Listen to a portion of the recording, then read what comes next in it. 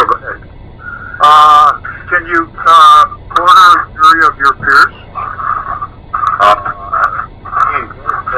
That's quite at length, and you know it's kind of dangerous to have a jury of your peers. You know why? Why? Because those people, your peers mean the people who actually know you. And it's like, well, honestly, I don't think I could find 12 people that actually know me. What the jury of the peer concept was all the people that knew you were like in a certain status. You know, like in England, you had a hierarchy, you had a pyramid. So you didn't want a guy, a commoner, like a shoe cobbler, judging a lord or a vassal or a king or a knight.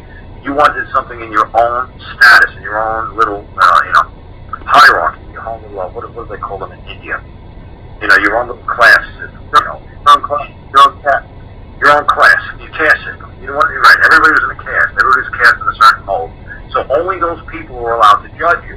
Because you better believe, if you were a sir or a knight or a lord, you certainly didn't want all the shoe cobblers of the kingdom to make a ruling on you because he hated you. So that's what the peer system, that's the peerage, that's what the peer system meant. So to actually try to find 12 people just like you, it's kind of a beautiful, lovely thing, because you could really run around like a freight train. You basically win every single thing, because if you had a crazy cult that believed in eating your firstborn child, and somebody tried to get you in trouble for eating your firstborn child, well, you could just bring this crazy religious, Arapaho, whatever religion, craziness into court and say, this is the customs of our people. Now, peer just means, am I doing anything out of the normal? This is how you've known me for 50 years. Am I doing anything wrong? And all your peers will say, no, this is exactly what he's supposed to be doing. He's not done anything wrong. Everything is up to snuff. He's operating in total honor, because this is how we roll. So see, that's what I'm saying. So when the craziest examples I could possibly even think of is like, if the federal government says that the people can't have anything more than a 22 caliber pistol or a 38 caliber pistol with a barrel 2 inches long, the Eskimos in Alaska, they're all going to die.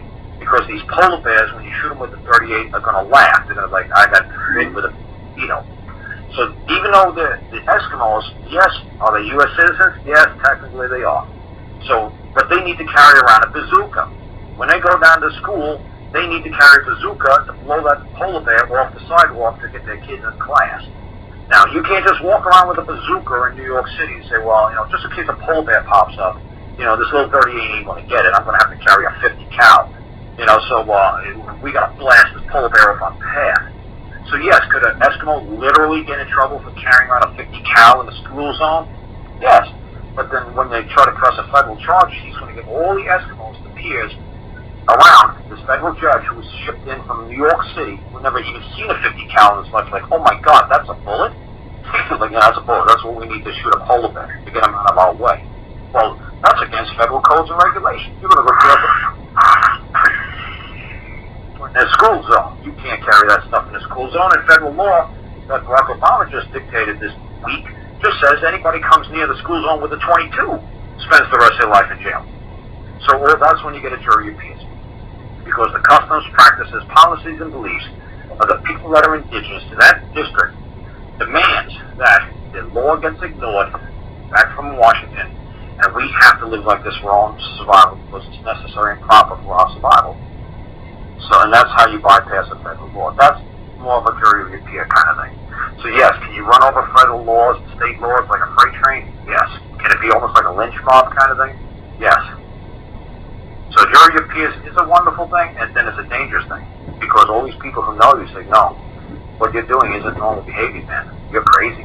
So if you actually have 12 decent, honest people who are your peers, but you could have 12 dishonest people as your peers. Maybe you roll with a whole bunch of dishonest people.